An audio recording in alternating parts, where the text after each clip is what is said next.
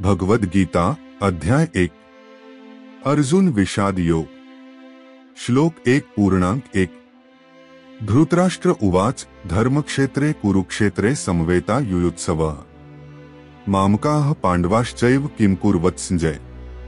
अर्थ धृतराष्ट्र म्हणतो, हे संजय, धर्मभूमी कुरुक्षेत्रावर युद्धासाठी जमलेल्या माझ्या पुत्रांनी आणि पांडवांनी काय केले।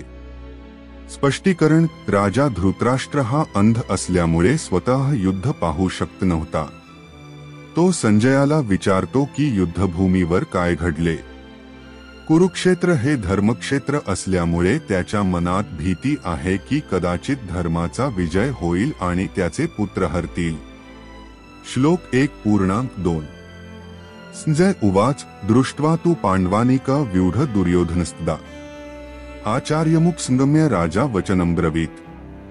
अर्थ संजय म्हणतो, त्यावेळी पांडवांची युद्धरचना पाहून राजा दुर्योधन आपल्या गुरु द्रोणाचार्यांच्या जवळ गेला आणि म्हणाला। स्पष्टीकरण संजय कुरुक्षेत्रावरील घटनांचे वर्णन करतो। दुर्योधन जो कौरवांचा सेनापती आहे, तो पांडवांची सशक्त सैन्यरचना पाहून घाबरतो आणि त्याच्या गुरु द्रोणाचार्यांकडे सल्ल्यासाठी जातो। श्लोक 1:3 पश्यैता पांडुपुत्राणामाचार्य महती चमू व्यूढा द्रुपदपुत्रेण तव शिष्येण धीमता। अर्थ हे आचार्य, पांडुपुत्रांची ही महान सैन्यरचना पहा, जी तुमच्या बुद्धिमान शिष्याने द्रुपदपुत्र धृष्टद्युम्नाने उभारली आहे। स्पष्टीकरण दुर्योधन आपल्या गुरु द्रोणाचार्याला दाखवतो की पांडवांची फौज किती व्यवस्थित सज्ज आहे। विशेषतः ही सैन्यरचना उभारणारा धृष्टद्युम्न स्वतः द्रोणाचार्यांचा शत्रू आहे, कारण तो राजा द्रुपदाचा पुत्र आहे आणि द्रोणांचा पराभव करण्यासाठी जन्माला आला आहे। श्लोक 1:4 अत्र शूरा महेश्वासा भीमार्जौन समायुधी युयुधानो विराश्च द्रुपदश्च महारथः। अर्थ या सैन्यात अनेक पराक्रमी धनुर्धारी योद्धे आहेत, जे भीम आणि अर्जुन सारखे महान योद्धे आहेत। युयुधान, सात्यकी, विराट आणि महारथी द्रुपद देखील या सैन्यात आहे। स्पष्टीकरण दुर्योधन पांडवांच्या सैन्याचे सामर्थ्य ओळखतो आणि त्यांच्या प्रमुख योद्ध्यांची नावे घेतो। तो सांगतो की भीम आणि अर्जुन सारख्या वीरांसोबत सात्यकी, विराट आणि द्रुपद सारखे बलाढ्य योद्धेही पांडवांच्या बाजूने लढत आहेत। श्लोक 1:5 धृष्टकेतुश्चेकितानः काशीराजश्च वीर्यवान पुरुजित कुंतीभोश्च शैब्यश्च नरपुंगवः।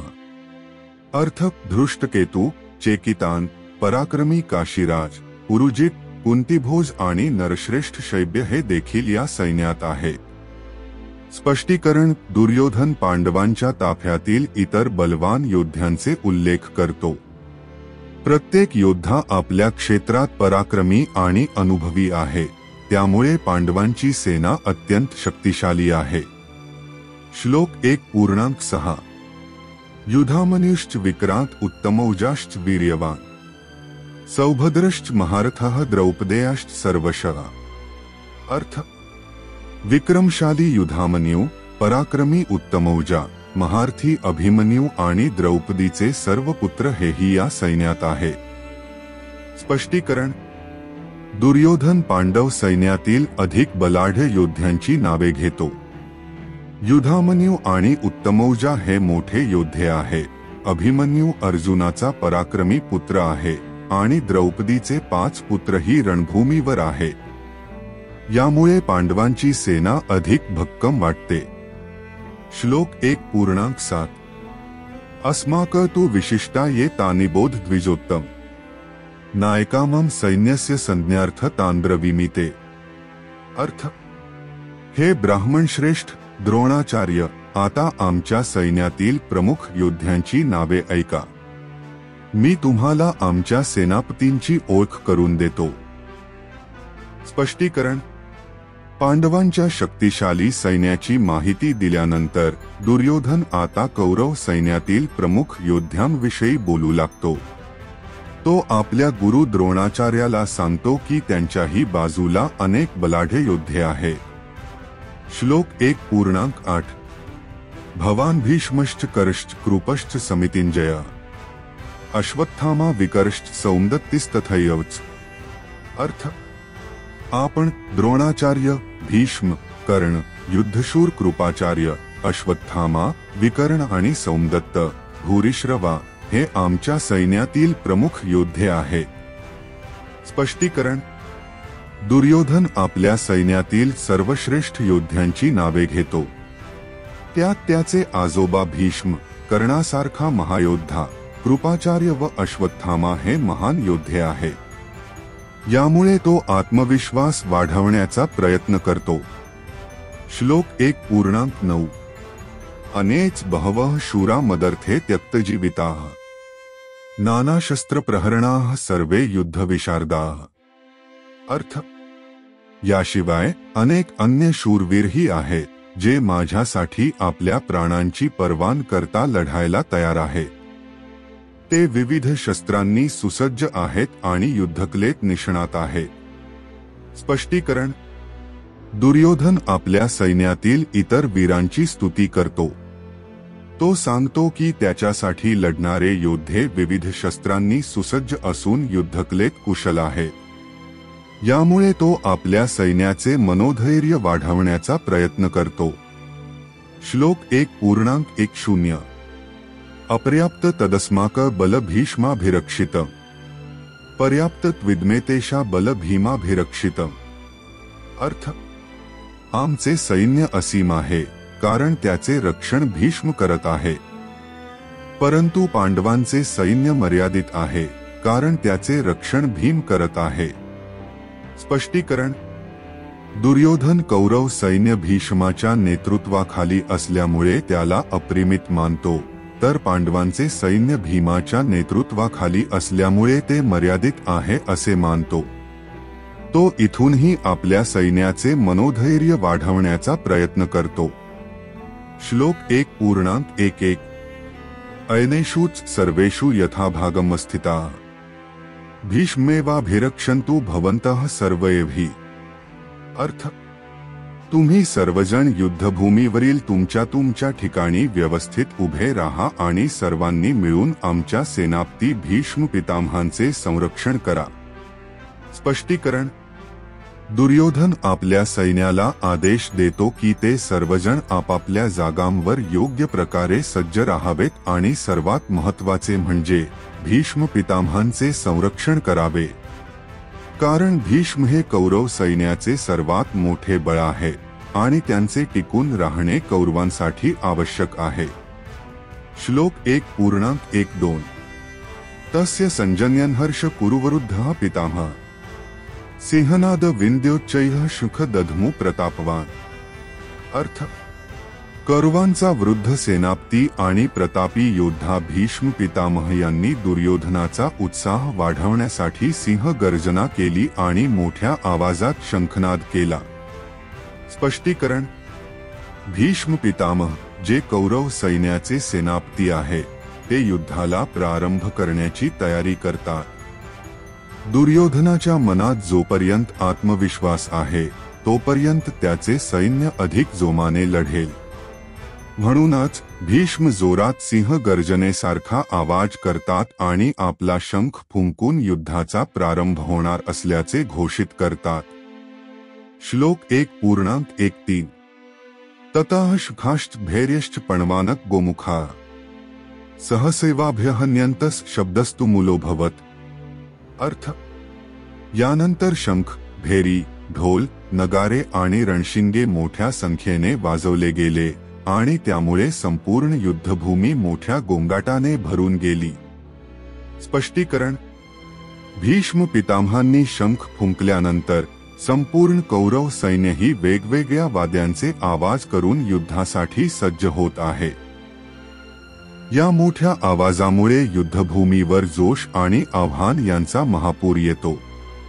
युद्ध हे केवळ शस्त्रांनीच नव्हे तर मानसिक ताकदीनेही लढले जाते आणि हा गगनभेदी आवाज त्या मानसिक शक्तीचे प्रतीक आहे. श्लोक 1:1-4 ततः श्वेतैर्हयैर्युक्ते महती स्यन्दने स्थितौ माधवः पांडवश्चैव दिव्यौष्खो प्रदधमतुः। अर्थ, यानंतर शुभ्र अश्वांनी जोडलेल्या भव्य रथावर बसून श्रीकृष्ण आणि अर्जुन यांनीही आपापले दिव्य शंख फुंकले। स्पष्टीकरण: भीष्म आणि कौरव सैन्याने शंख वाजवल्यानंतर श्रीकृष्ण आणि अर्जुनही आपल्या बाजूने युद्धाची घोषणा करतात। कृष्ण आणि अर्जुन यांचा रथ शुभ्र अश्वांनी जोडलेला आहे, जो पवित्रतेचे आणि विजयाचे प्रतीक आहे। श्रीकृष्ण हे स्वयं भगवान असल्यामुळे त्यांचा शंखध्वनी संपूर्ण युद्धभूमीवर गुंजतो आणि पांडवांना विजयासाठी प्रेरणा देतो। श्लोक 1:1-5 पांचजन्यम हृषिकेशो देवदत्तं धनंजय पौंड्र दधमु महाशंख भीमकर्मा वृकोद्रः। अर्थ, ऋषिकेश श्रीकृष्ण यांनी पांचजन्य नावाचा शंख फुंकला, धनंजय अर्जुन यांनी देवदत्त शंख वाजवला आणि भीमसेन, जो अत्यंत शक्तिमान आहे, त्याने पौंड्र नावाचा महाशंख ध्वनित केला। स्पष्टीकरण: या श्लोकात पांडवांच्या मुख्य योद्ध्यांनी फुंकलेल्या शंखांची नावे दिली आहेत। श्रीकृष्णाचा शंख पांचजन्य आहे, जो शक्ती आणि धार्मिकता दर्शवतो। अर्जुनाचा देवदत्त हा शंख त्याच्या दिव्य योद्धा असण्याचे प्रतीक आहे।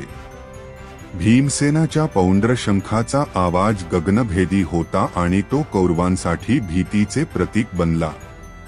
या शंखनादामुळे युद्धाचा प्रारंभ अधिक जोमदार झाला आणि पांडव सैन्यही उत्साही झाले।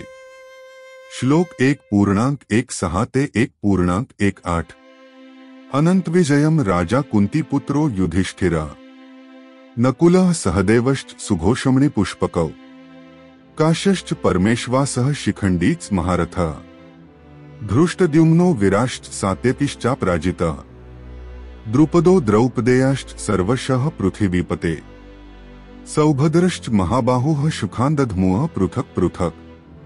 अर्थ, कुंतीपुत्र राजा युधिष्ठिर ने अनंत विजय शंख फुंकला। नकुल आणि सहदेव यांनी अनुक्रमे सुघोष आणि मणिपुष्पक हे शंख वाजवले। पराक्रमी काशीचा राजा महारथी शिखंडी, धृष्टद्युम्न, विराट आणि अपराजित सात्यकी यांनीही आपले शंख फुंकले। द्रुपद, द्रौपदीचे 5 पुत्र आणि महाबाहू अभिमन्यू यांनीही वेगवेगळे शंख वाजवले।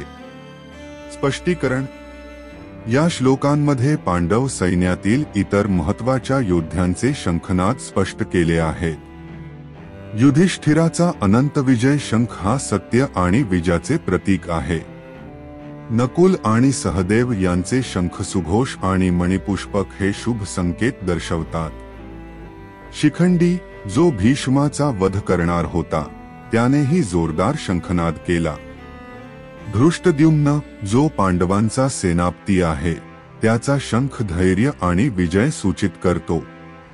द्रुपद, द्रौपदीचे पुत्र आणि अर्जुनाचा पुत्र अभिमन्यू यांनीही संपूर्ण सैन्याला प्रेरित करणारा शंखनाद केला। पांडव पक्षाचा हा शक्तिशाली शंखध्वनी कौरवांसाठी मोठा आव्हान होता, कारण त्याने युद्धाच्या तीव्रतेची आणि पांडव सैन्याच्या आत्मविश्वासाची घोषणा केली। श्लोक 1:1-9 घोषो धार्तराष्ट्राणा हृदयानि व्यदार्यत नश्च पृथिवी चैव तुमुलो व्यनुनाद्यन। अर्थ, तो पांडव सैन्याचा घोष इतका प्रचंड आणि भयावह होता की त्याने धृतराष्ट्रपुत्र कौरव यांच्या हृदयात भीती निर्माण केली आणि तो आवाज आकाश आणि पृथ्वीवर दुमदुमून गेला।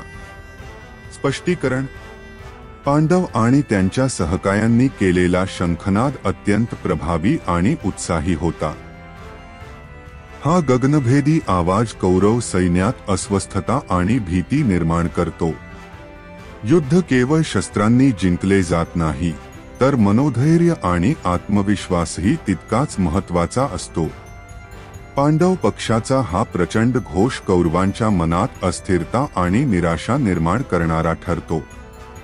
श्लोक 1:2-0 अथ व्यवस्थितान् दृष्ट्वा धार्तराष्ट्रान् कपिध्वजः प्रवृत्ते शस्त्रसंपाते धनुरुद्यम्य पांडवः ऋषिकेश तदा वाक्यमिदमः महीपते। अर्थ, त्यानंतर कपिध्वज हनुमान ध्वज असलेला अर्जुनाने युद्धासाठी सज्ज असलेल्या कौरव सैन्याकडे पाहिले। युद्ध सुरू होण्याच्या क्षणी त्याने आपले धनुष्य उचलले आणि श्रीकृष्णाला ऋषिकेशाला असे म्हटले। स्पष्टीकरण: अर्जुनाच्या रथावर कपिध्वज म्हणजे हनुमान होते, जे विजयाचे आणि भक्तीचे प्रतीक आहे। अर्जुन युद्धाच्या तयारीत असूनही काहीतरी महत्त्वाचे विचारत आहे। ऋषिकेश श्रीकृष्ण हे अर्जुनाचे सारथ्य करत आहे, जे इंद्रियांचे स्वामी आहे। हा क्षण निर्णायक आहे, कारण अर्जुन आता श्रीकृष्णाला काही विचारणार आहे आणि त्यावरच भगवद्गीतेचा संपूर्ण संवाद आधारित आहे। श्लोक 1.21 आणि 22। अर्जुन उवाच सेनयोरुभयोर्मध्ये रथ स्थाप्य मेच्युत यावदेतान् निरीक्षेह योद्धुकामानवस्थितान्। अर्थ, अर्जुन म्हणतो, हे अच्युत श्रीकृष्णा, कृपया माझा रथ या दोन्ही सैन्यांच्या मध्ये उभा करा, जेणेकरून मी या युद्धासाठी उभ्या असलेल्या योद्ध्यांना नीट पाहू शकेन। स्पष्टीकरण: अर्जुन आता युद्ध सुरू होण्याच्या आधी स्वतःच्या मनातील संभ्रम स्पष्ट करायला जातो। तो श्रीकृष्णाला विनंती करतो की त्याचा रथ युद्धभूमीच्या मध्यभागी नेता यावा। अच्युत या नावाचा अर्थ आहे जो कधीही पतन पावत नाही, म्हणजेच श्रीकृष्ण अर्जुनासाठी सदैव आधार असणारे आहे। अर्जुनाला संपूर्ण सैन्य पाहायचे आहे, विशेषतः त्याच्या विरोधात कोण कोण आहे हे समजून घ्यायचे आहे। श्लोक 1.23 कैर्मया सह योद्धव्यमस्मिन् रणसमुद्यमे यस्यैह सहायोद्धुकामानस्मिन् रणसमुद्यमे। अर्थ, माझ्याशी कोण कोण लढण्यासाठी उभे आहेत हे पाहण्यासाठीच मला हा रथ दोन्ही सैन्यांच्या मध्ये उभा करावा। स्पष्टीकरण: अर्जुन युद्धभूमीवर कोणते योद्धे त्याच्या विरोधात उभे आहेत याची खात्री करून घ्यायचा आहे। त्याला या युद्धाची गंभीरता आणि परिणाम समजून घ्यायचा आहे। हा श्लोक दर्शवतो की अर्जुन युद्धभूमीवर येत असला तरी त्याच्या मनात काहीतरी मोठे विचार उमटू लागले आहे। श्लोक 1.24 संजय उवाच एवमुक्तो ऋषिकेशो गुडाकेशेन भारत सेनयोरुभयोर्मध्ये स्थापित्वा रथोत्तमम्। अर्थ, संजय म्हणतो, भारत, धृतराष्ट्रा, गुडाकेश, अर्जुन यांनी असे म्हटल्यावर ऋषिकेश श्रीकृष्ण यांनी उत्तम रथ दोन्ही सैन्यांच्या मध्ये नेला। स्पष्टीकरण: गुडाकेश म्हणजे जो निद्रेला जिंकतो। येथे अर्जुनाला हा उपाधी देण्यात आला आहे, कारण तो महान योद्धा असून सतत जागरूक आहे।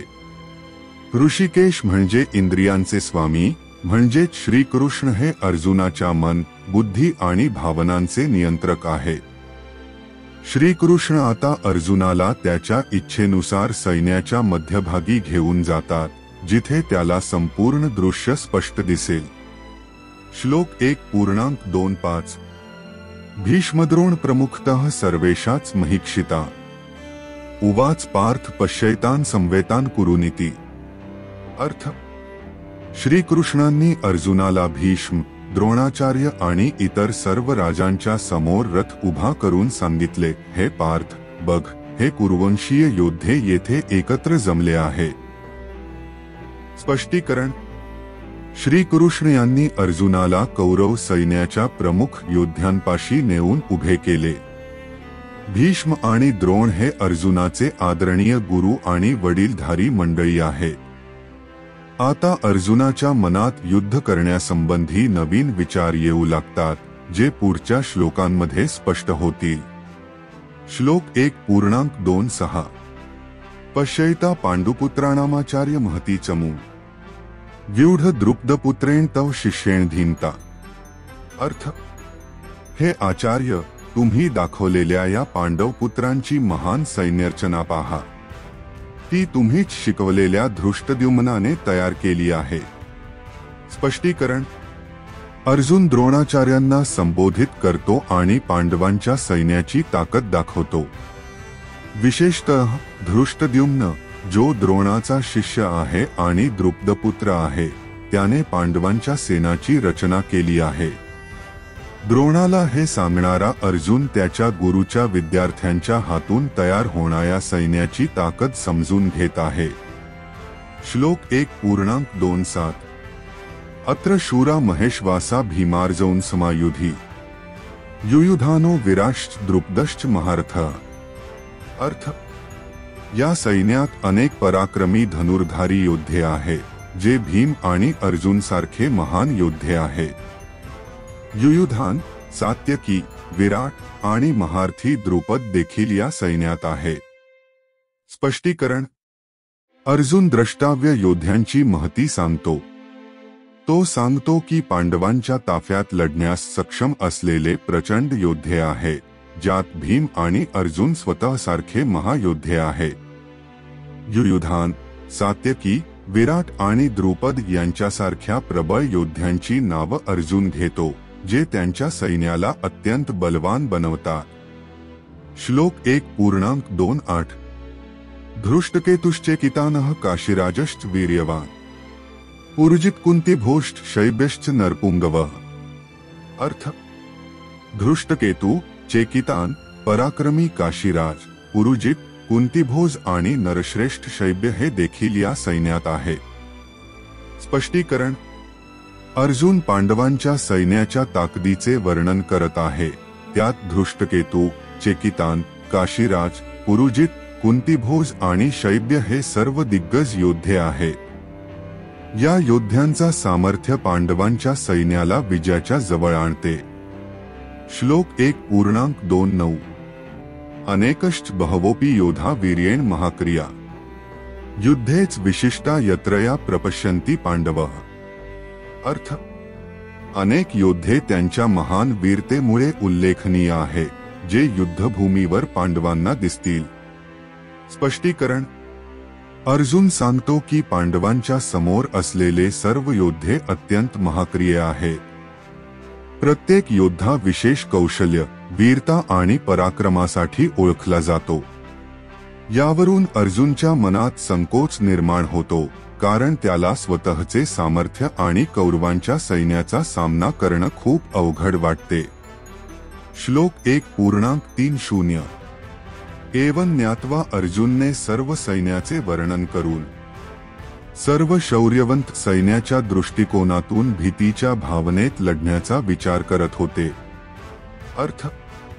हे श्री कृष्ण, आता पांडवांचे सैन्य आणि यांची ओळख करून देऊन अर्जुनला युद्धाचा सामना करताना विशेषतेने एक भीतीची भावना येऊ लागली. स्पष्टीकरण. अर्जुन पांडवांचे रथ दृष्टियुक्त करून युद्धाशी बद्दल एकमात्र प्रश्न विचारतो. श्लोक 1:30. न शक्नोम्यवस्थातुं भ्रमतीवच मे मनः निमित्तानि पश्यामि विपरीतानि केशव. अर्थ. अर्जुन म्हणतो, हे केशव, मी युद्धभूमीवर स्थिर राहू शकत नाही. माझे मन भ्रमित झाले आहे. मला युद्धासाठी काहीही शुभ लक्षणे दिसत नाही. उलट सर्व काही विपरीतच दिसते. स्पष्टीकरण. अर्जुनला युद्धाच्या तयारीच्या वेळी शारीरिक आणि मानसिक अशांतता वाटू लागते. तो इतर शूर योद्ध्यांच्या सामर्थ्याने घाबरलेला आहे आणि त्याला युद्धाच्या अशुभ लक्षणांचा भास होतो. त्याचा मनोबल खचलेला आहे आणि त्याला त्याच्या कार्यामध्ये गोंधळ आणि भ्रम दिसत आहे. श्लोक 1:31. नकांक्षे विजयम कृष्णंच राज्यम सुखानीच किन्नो राज्येन गोविंद किन भोगैर्जीवितेन वा. अर्थ. अर्जुन म्हणतो, हे कृष्ण, मला विजयाची, राज्याची आणि भोगाच्या सुखाची इच्छा नाही. आपले राज्य आणि सुख हे सर्व काही अप्रिय वाटत आहे. आपल्याला हे सर्व त्यागायचं आहे. स्पष्टीकरण. अर्जुन स्पष्टपणे सांगतो की युद्ध जिंकण्याची आणि राज्य मिळवण्याची त्याला इच्छाच नाही. तो या लढाईत घालता आपल्या कुटुंबातील लोकांना मारण्याची इच्छा व्यक्त करतो. विजय आणि सुखांच्या लालसेतून त्याला त्याच्या कुटुंबाशी असलेल्या प्रेमाचा विचार होतो. श्लोक 1:32 येवस्थिताः युद्धे प्राणास् त्यक्त्वा धनानीच आचार्याः पितरः पुत्रास्तथैवच पितामहाः. अर्थ अर्जुन म्हणतो, या युद्धात जे लोक आपले प्राण आणि धन गमावण्यास तयार आहेत ते म्हणजे आपले गुरु, पिता, पुत्र आणि पितामह आहेत. स्पष्टीकरण अर्जुन आपल्याला शत्रू म्हणून कुटुंबातील सदस्यांना पाहतो. त्याला हे जाणवते की युद्धाच्या परिणामस्वरूप त्याला आपले सर्व प्रियजन गमवावे लागतील, ज्यामुळे त्याचे मन भारी झाले आहे. श्लोक 1:33 मातुलाः श्वशुराः पौत्राः शालाः संबंधिनस्तथा एतान्न हंतुमिच्छामि घ्नतोपि मधुसूदन.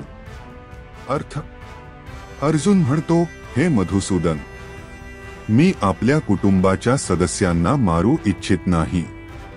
माझ्या मामा, सासरे, पुतणे आणि सख्या सर्व त्यांच्यात आहेत. मी त्यांना मारू इच्छित नाही. स्पष्टीकरण अर्जुन आपल्या प्रियजनांबद्दल एक मोठा भावनात्मक बंध दर्शवतो. तो भगवान श्री कृष्णाला सांगतो की कुटुंबातील सदस्यांना मारून त्याने विजय प्राप्त केल्यास त्याच्या जीवनाचा अर्थ नाही. त्याचे सर्व लोक त्याच्या जवळचे आहेत आणि त्यांना गमावणे त्याला अत्यंत कठीण वाटते. श्लोक 1:34 अपि त्रैलोक्यराज्यस्य हेतोः किन्नु मही कृते निहत्य धार्तराष्ट्रांना का प्रीतिः स्यात् जनार्दन. अर्थ अर्जुन म्हणतो, हे जनार्दन, जर आपण संपूर्ण त्रैलोक्याच्या राज्यासाठी हे सर्व कुटुंब गमावले तरीही आपल्याला त्यात काही आनंद किंवा समाधान मिळणार नाही. स्पष्टीकरण अर्जुन आपली अंतर्दृष्टी दाखवतो की जरी सर्व पृथ्वी, स्वर्ग आणि पाताल यांचे राज्य मिळाले तरीही त्याला त्याचे प्रियजन गमवून मिळवलेली सत्ता काहीही महत्वाची नाही. त्याचे हृदय त्याच्या कुटुंबावर आणि त्यांच्या कल्याणावर केंद्रित आहे. श्लोक 1:35 पापमेवाश्रयेदस्मान्हत्वैतानात्तायिनः तस्मान्नार्हा वयम हंतुम धार्तराष्ट्रांस बांधवा. अर्थ अर्जुन म्हणतो, आपल्या कुटुंबाच्या सदस्यांना मारण्याचे पाप होईल. ते सर्व अताती, धर्मविरोधी क्रिया करणारे आहे, पण तरीही त्यांना मारणे योग्य नाही. स्पष्टीकरण अर्जुन धर्माचे पालन करत आहे. तो जाणतो की कुटुंबाच्या सदस्यांना मारण्याचा पाप होईल. कौरव कुटुंबाच्या सदस्यांचे कार्य चुकीचे असले तरी त्यांना मारून पापाच्या कार्यात सहभागी होणे त्याला योग्य वाटत नाही. श्लोक 1:36 स्वजनहि कथ हत्वा सुखिनः स्याम माधव यद्यपेतेन पश्यन्ति लोभोपचेतसः. अर्थ अर्जुन म्हणतो, माझ्या कुटुंबाला मारून आम्ही सुखी होणार नाही, कारण हे लोक लोभ आणि अज्ञानाच्या प्रभावाखाली आहे. स्पष्टीकरण अर्जुनाने त्याच्या मनातील द्वंद्व व्यक्त केले आहे. त्याला ते लक्षात येते की त्याचे कुटुंब आणि शत्रू त्याच्या प्रेमात असले तरी ते लोभ आणि अज्ञानाच्या धुंदीत आहेत. त्याचे म्हणणे आहे की युद्धाने आम्ही त्यांना मारले तरी आनंद मिळणार नाही. श्लोक 1:37 श्लोक स्वजनहि कथ हत्वा सुखिनः स्याम माधव यद्यपेतेन पश्यन्ति लोभोपचेतसः. अर्थ अर्जुन म्हणतो, हे माधव, आपल्या स्वजनांना मारून आपण कसे सुखी होऊ, कारण लोभाने प्रभावित मन असलेले लोक या सत्याला समजू शकत नाही. स्पष्टीकरण अर्जुन येथे स्वजनांच्या हानीमुळे होणाऱ्या मानसिक आणि सामाजिक अपघातांची चिंता व्यक्त करतो.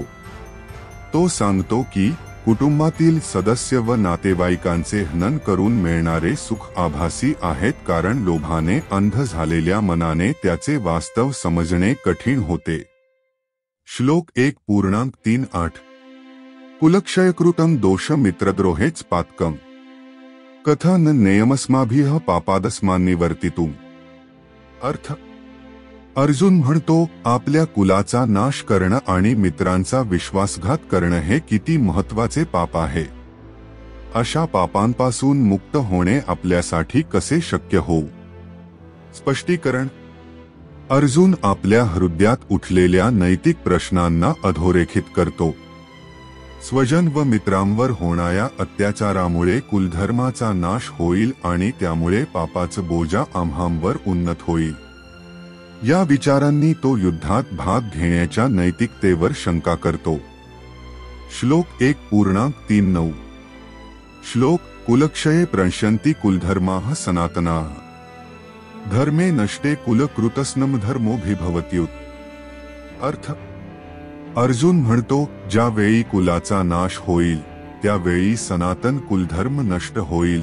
धर्म नष्ट झाल्याने संपूर्ण कुलामध्ये अधर्माचा प्रसार होईल। स्पष्टीकरण: अर्जुन या श्लोकात सांगतो की कुटुंबाच्या परंपरा व नैतिकतेचे संपूर्ण अस्तित्व नष्ट होईल तर समाजातील संतुलन आणि शाश्वत धर्मव्यवस्था सुद्धा धूसर होईल। अशा परिस्थितीत अनैतिकतेचा व अधर्माचा प्रसार होणे निश्चित आहे। श्लोक 1:4:0 अधर्माभिभवात् कृष्ण प्रदुष्यन्ति कुलस्त्रियः स्त्रीषु दुष्टासु वार्ष्णे जायते वर्णसंकरः।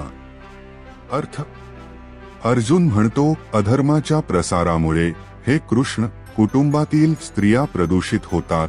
अशा दूषित स्त्रियांमध्ये विविध वर्णांमध्ये मिश्रणाची जन्म होण्याची शक्यता वाढते। स्पष्टीकरण: अर्जुन या श्लोकात स्त्रियांच्या शुद्धतेवर आणि समाजातील नैतिकतेवर होणाऱ्या विपरीत परिणामांची चिंता व्यक्त करतो। तो भाकीत करतो की अधर्माचा प्रसार समाजात नकारात्मक बदल घडवून आणेल, ज्यामुळे स्त्रियांचे शील नष्ट होऊन त्यातून सामाजिक अशुद्धी उद्भवेल।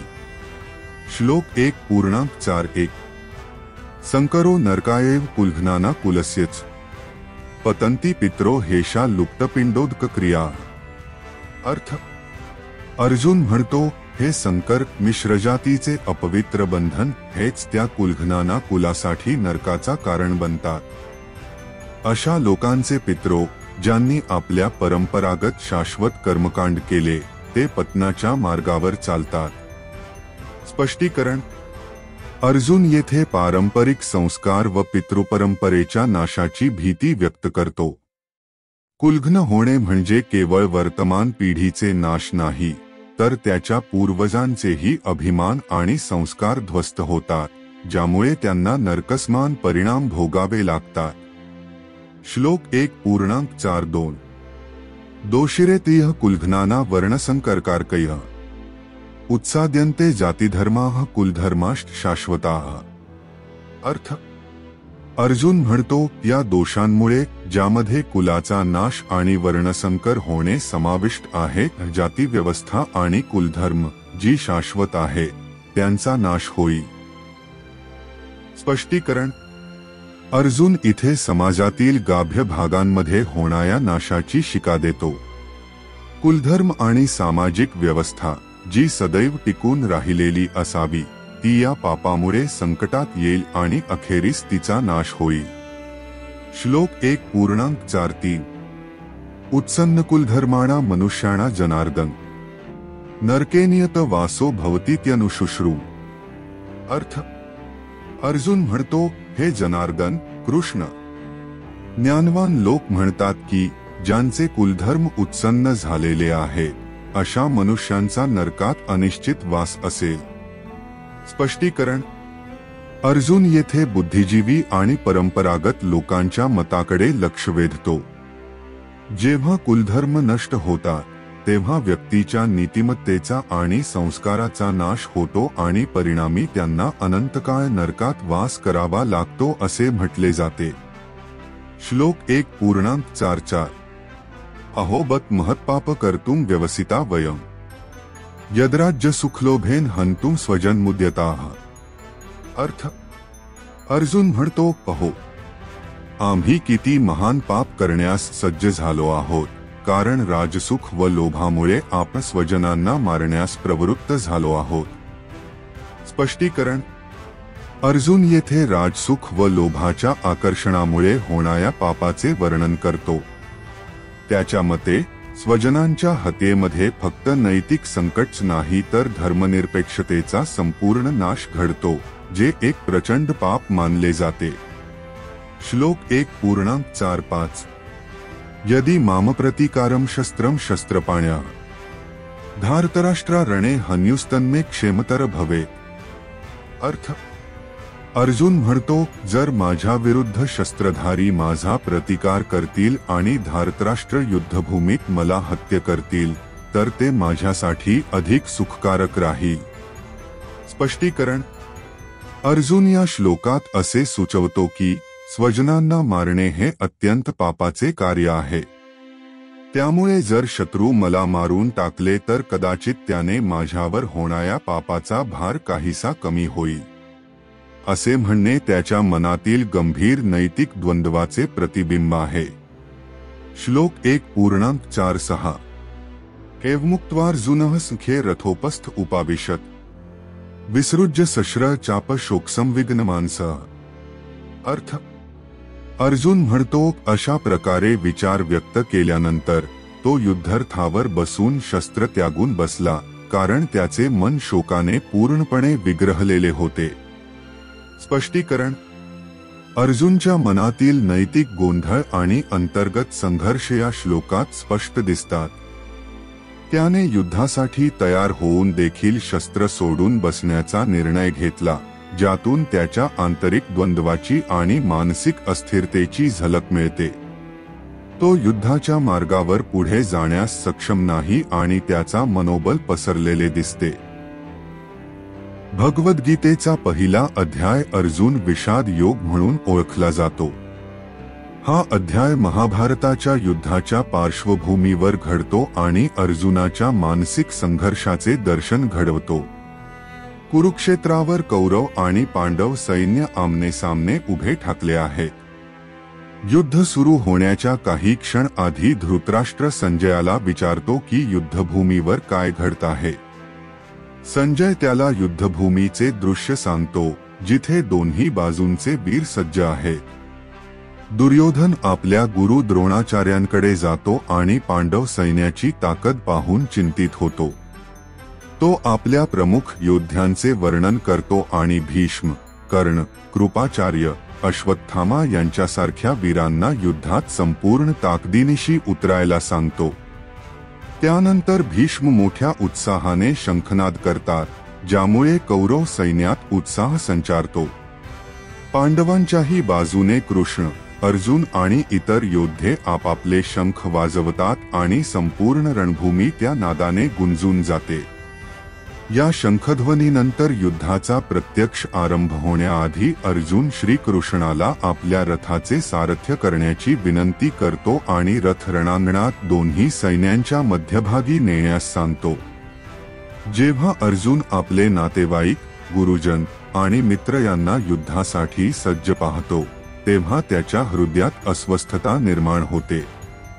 त्याला वाटते की हा संघर्ष व्यर्थ आहे, कारण या युद्धामुळे आपल्या प्रियजनांचा नाश होईल आणि कुटुंब व्यवस्था उद्ध्वस्त होईल. त्याच्या मनात विचार येतो की हा विजय प्राप्त करूनही तो कोणत्याही आनंदास पात्र ठरणार नाही. अर्जुनाला भावनिक अशांतता जाणवू लागते. त्याच्या हातातील गांडीव धनुष्य खाली पडते. त्याच्या अंगात त्राण राहत नाही. संपूर्ण शरीर थरथर कापू लागते आणि तो कृष्णाच्या समोर हतबल होऊन उभा राहतो. त्याला कर्तव्य आणि भावना यांच्यातील संघर्ष जाणवतो. त्याच्या मते स्वकीयांवर शस्त्र उगारणे हा अन्याय असेल आणि त्यामुळे अधर्म वाढेल. या दुविधेमुळे तो युद्ध करायचे नाही असे घोषित करतो आणि आपल्या रथात बसून दुःखी होतो. या पहिल्या अध्यायाचा शेवट अर्जुनाच्या पूर्ण मानसिक गोंधळाने होतो. त्याच्या मनात युद्ध करण्याचा उत्साह राहिलेला नाही आणि तो पूर्णपणे निराश होऊन बसतो. याच क्षणी श्रीकृष्ण गीतेच्या उपदेशाची सुरुवात करणार आहेत. हा अध्याय गीतेच्या संपूर्ण शिक्षणासाठी पार्श्वभूमी तयार करतो, जिथे अर्जुन एका सामान्य माणसाचे प्रतिनिधित्व करतो, जो जीवनातील कठीण निर्णयांसमोर असहाय्य होतो.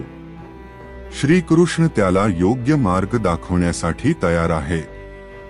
हा अध्याय जीवनातील मानसिक संघर्षाचे दर्शन घडवतो. जेव्हा एखादी व्यक्ती आपल्या कर्तव्यापासून दूर जाण्याचा विचार करते, तेव्हा तिला योग्य मार्गदर्शनाची आवश्यकता असते. अर्जुनाच्या द्विधा मनःस्थितीमधून मानवाच्या भावनिक गोंधळाचे प्रतिबिंब दिसते आणि पुढील अध्यायांमध्ये श्रीकृष्ण त्याला धर्म, कर्म आणि आत्मज्ञान यांचा गूढ संदेश देणार आहेत. जीवनात उपयोगिता. भगवद्गीतेचा पहिला अध्याय अर्जुन विषाद योग हा केवळ एक ऐतिहासिक प्रसंग नसून तो आजच्या जीवनातील संघर्षांशी देखील संबंधित आहे. हा अध्याय आपल्या जीवनातील मानसिक द्वंद्व, नातेसंबंधांतील गुंतागुंत, कर्तव्य आणि भावना यांच्यातील संघर्ष यांचा सखोल विचार करायला लावतो. 1. जीवनातील महत्त्वाचे निर्णय आणि मानसिक गोंधळ. आजच्या काळात अनेक जण मोठ्या निर्णयांपुढे अस्वस्थ होतात. करिअर निवड, व्यवसायातील आव्हाने, नातेसंबंधातील पेचप्रसंग, समाजातील जबाबदाऱ्या इत्यादींमध्ये अर्जुनासारखा गोंधळ उडतो. योग्य आणि अयोग्य यात फरक करण्यासाठी आणि दृढनिश्चयाने निर्णय घेण्यासाठी श्रीकृष्णासारख्या मार्गदर्शनाची गरज असते. 2. कर्तव्य आणि भावना यातील संघर्ष. अर्जुनाच्या मनातील द्विधा आजच्या काळातील कर्तव्य आणि भावना यांच्यातील संघर्षाशी जुळते. जसे की एखाद्या कठीण प्रसंगात कठोर निर्णय घ्यावा लागतो, पण तो आपल्या प्रियजनांना दुखवू शकतो. एखाद्या अन्यायाविरुद्ध लढायचे असते, पण त्यातून कोणीतरी दुखावले जाणार याची जाणीव होते. नोकरीत किंवा व्यवसायात स्पर्धा करावी लागते, पण नातेसंबंध बिघडतील का अशी भीती वाटते. 3. तणाव आणि मानसिक शांतता. आजच्या धकाधकीच्या जीवनात लोक मानसिक तणाव, चिंता आणि नैराश्याला सामोरे जातात. अर्जुनासारखे अनेक लोक स्वतःच्या मनातील अस्वस्थतेमुळे योग्य निर्णय घेऊ शकत नाहीत. गीतेच्या या अध्यायातून आपण शिकतो की अशा वेळी आत्मपरीक्षण करून योग्य दिशेने जाणे आवश्यक आहे. 4. आत्मविश्वास आणि जबाबदारीची जाणीव. अर्जुन रणांगणावर गांडीव खाली ठेवतो, जसे आज अनेक लोक जबाबदाऱ्या टाळण्याचा प्रयत्न करतात. पण जीवन हेच एक युद्ध आहे, जिथे आपण जबाबदाऱ्या पाळल्या नाहीत तर भविष्यात पश्चात्ताप करावा लागतो. त्यामुळे हा अध्याय आपल्याला शिकवतो की जबाबदाऱ्या झटकण्याऐवजी त्यांना सामोरे जाणे महत्त्वाचे आहे. 5. योग्य मार्गदर्शनाचे महत्त्व. अर्जुनाला कृष्णाच्या मार्गदर्शनाची गरज होती, तशीच आजच्या जीवनात आपल्यालाही योग्य गुरु, शिक्षक, पालक किंवा अनुभवी व्यक्तींच्या सल्ल्याची गरज असते. योग्य मार्गदर्शन मिळाल्यास आपल्याला निर्णय घेणे आणि योग्य कृती करणे सोपे जाते.